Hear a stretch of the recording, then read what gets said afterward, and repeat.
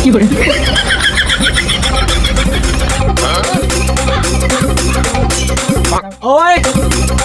Hey man! What is the tea man? Tea man? tea man তুমি?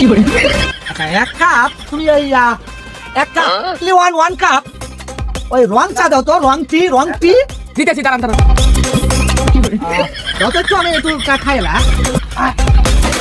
Sir বসেন বসেন, চিড় আছে তো বসেন। ইয়া বসা যায় কিন্তু তোমার এখানে সমস্যা এত গরিব মানুষ কেন?